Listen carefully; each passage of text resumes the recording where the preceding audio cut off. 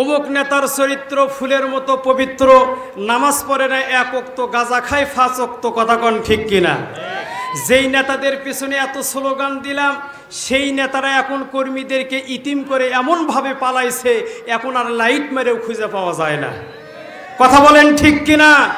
এই জন্য আমরা কোনো আদি নেতা, পাতি নেতা, ছাতি নেতার নামে এই মুহূর্তে তাকবীর দেব না।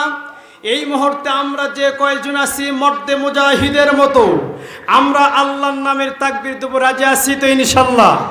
যারা রাজি আছে একটু 2 হাত একটু টান টান করে তোলেন তো। তবে শোনেন, তাকবীরের ধরিতে কারো পিঠর যেন আবার ঘুষে মারেন না, অঘটন হয়ে যাবে। সবাই একটু জোরে সরে, সবাই একটু আমার সাথে তাকবীর দেবেন। নারে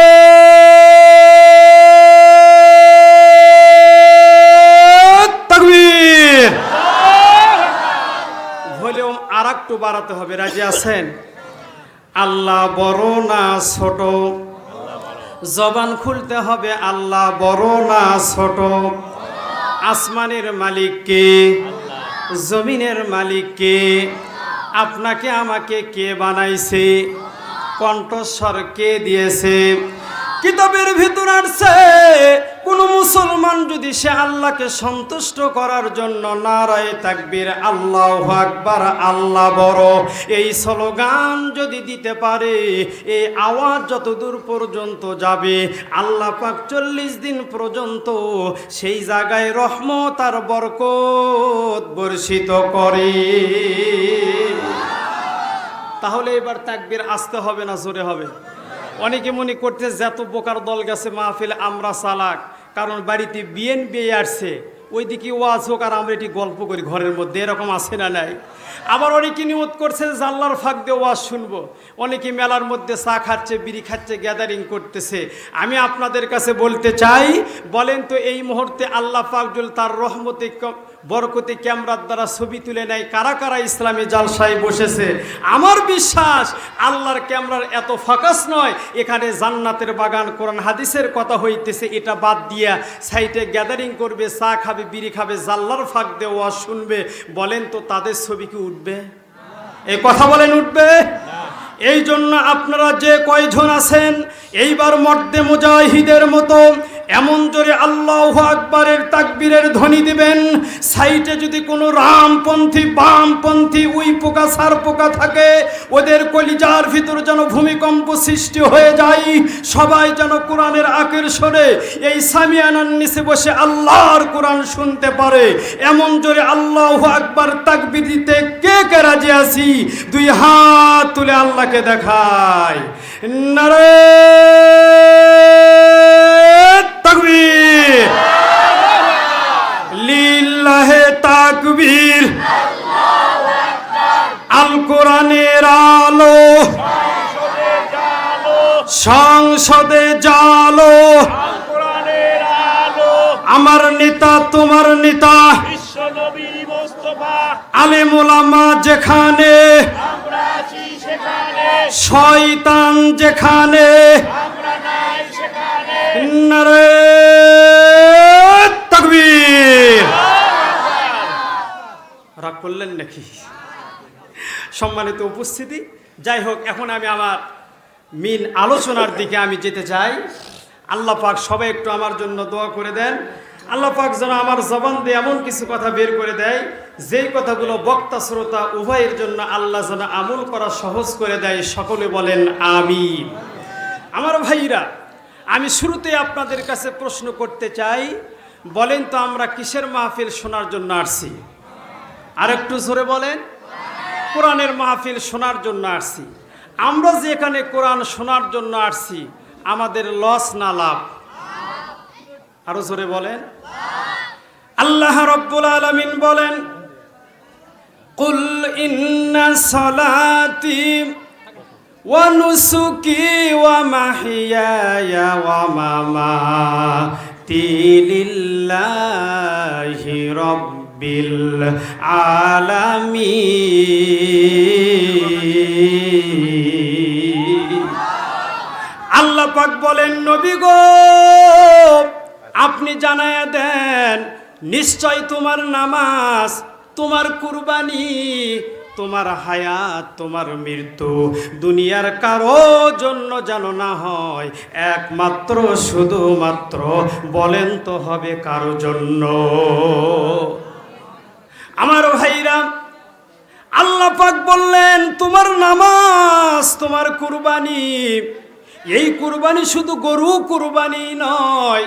এই যে আমরা আরামের ঘুমকে হারাম করে কোরআন শোনার জন্য আমরা এই প্যান্ডেলের নিচে বসে গেছি, আমার আল্লাহ এই জন্য আমাদের কি পুরস্কার দেবে? আল্লাহ পাক বলেন, ইন্নাল্লাহা আশতারা মিনাল মুমিনিনা আনফুসাহুম ওয়া আমওয়ালাহুম বিআন্না লাহুমুল জান্নাহ।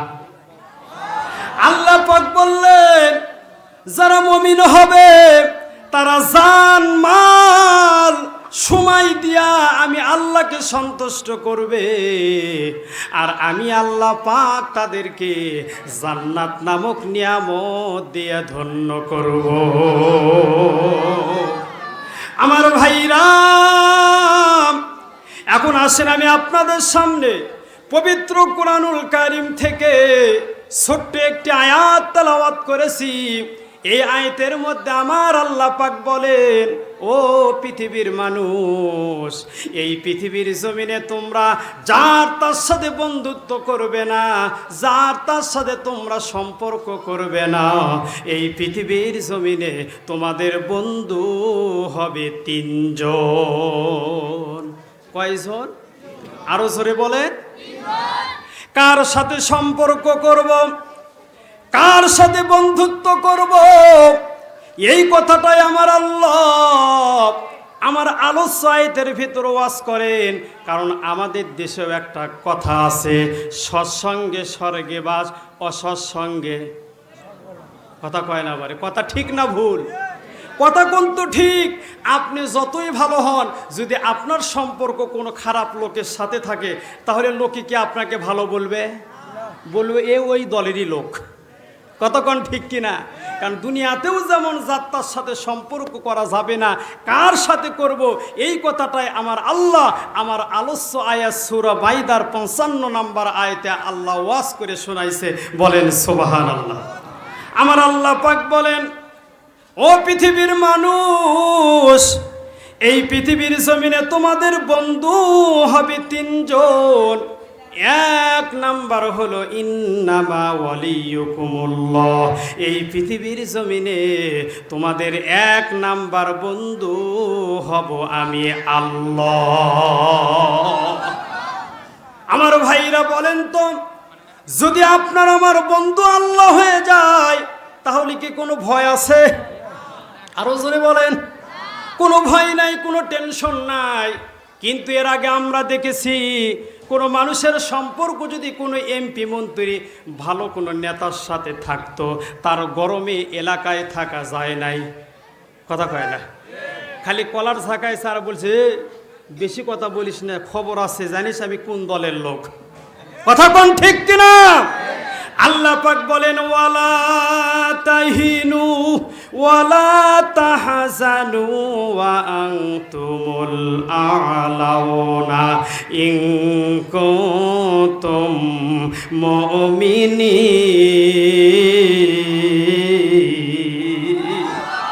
আল্লাহ পাক বলল, শোনো, যদি তোমরা মুমিন হও, তোমাদের কোনো ভয় নাই, তোমাদের কোনো টেনশন নাই। বলেন তো এই ঘোষণা দিয়েছে কে? আল্লাহ পাক বলেন, ওয়া রাসূলু, এই পৃথিবীর জমিনে তোমার 2 নাম্বার বন্ধু হবে রাসূল, আর 3 নাম্বার হলো ওয়াল্লাযীনা আমানু। পৃথিবীর সবাই নয়, যারা ঈমানদার তারাই হবে তোমাদের বন্ধু। চিৎকার মেরে বলুন মারহাবা। তাহলে বন্ধু কয়জন? 1 নাম্বার আল্লাহ, 2 নাম্বার হলো রসুল, 3 নাম্বার হলো ঈমানদার। আপনাকে রাগ করতেছেন? আমি একটু আলোচনা গোছায় নিয়ে আসি, সময় খুব অল্প। আমার ভাইরা, তাহলে আমাদের বন্ধু 3 জন, আল্লাহ, রসুল আর ঈমানদার। বলেন তো চাইলেই কি পাবো না? কোনো কাজ আছে? আছে না? আল্লাহ রাব্বুল আলামিন বলেন, ও পৃথিবীর মানুষ, তোমরা যারা আমি আল্লাহর বন্ধু হতে চাও, তোমাদের মধ্যে কি গুণ কি বৈশিষ্ট্য থাকা লাগবে? এই কথাটা আমার আল্লাহ পাক সূরা বাকারার 257 নম্বর আয়াতে আল্লাহ ওয়াজ করেন। আল্লাহ পাক বলেন, আল্লাহু ওয়ালিয়ুল্লাযীনা আমানু ইখরিজুহুম মিনাজ যুলুমাতি ইলান নূর। আল্লাহ পাক বলেন, আল্লাহু ওয়ালিয়ুল্লাযীনা আমানু, যারা ঈমানদার হবে আমি আল্লাহ তাদের বন্ধু হয়ে যাব। ইখরিজুহুম মিনাজ যুলুমাতি ইলান নূর, ওই লোকটা যদি অন্ধকারের মধ্যেও থাকে, ঈমান আনার কারণে আমি আল্লাহ পাক তাকে অন্ধকার থেকে টেনে টেনে বের করে আলোর সন্ধান দিয়ে দিব। তাহলে যদি আমরা আল্লাহর বন্ধু হতে চাই, তাহলে 1 নম্বর বৈশিষ্ট্য হলো আমানু, ঈমান আনতে হবে কার উপর? আরো জোরে বলেন, কার উপর? কিন্তু আমাদের দেশে তো ঈমানদার কম নাই, নামাজ পড়ে না 1 ওয়াক্ত, গাঁজা খায় 5 ওয়াক্ত, তারপরেও বলে আমার মতো ঈমানদার এলাকায় একটাও নাই। এরকম লোক আছে না নাই? কথা বলেন, আছে না নাই? যদি প্রশ্ন করা হয় নামাজ পড়ো না কেন, বলে নামাজ পড়ি আর না পড়ি মন ঠিক আছে। এরকম দলের লোক আছে না নাই? আমার ভাইরা, আল্লাহ রাব্বুল আলামিন বললেন, ও পৃথিবীর মানুষ, যদি তোমরা আমি আল্লাহর বন্ধু হতে চাও, তাহলে তোমাদের ঈমানদার হওয়া লাগবে। 2 নাম্বার আল্লাহ পাক বলেন, আমি তোমাদের মধ্যে একটা নির্ভেজাল কোরআন দিলাম, এই কোরআনের সাথে তোমার সম্পর্ক রাখতে হবে। পরিবার থেকে শুরু করিয়া রান্নাঘর থেকে বঙ্গভবন পর্যন্ত সব জায়গা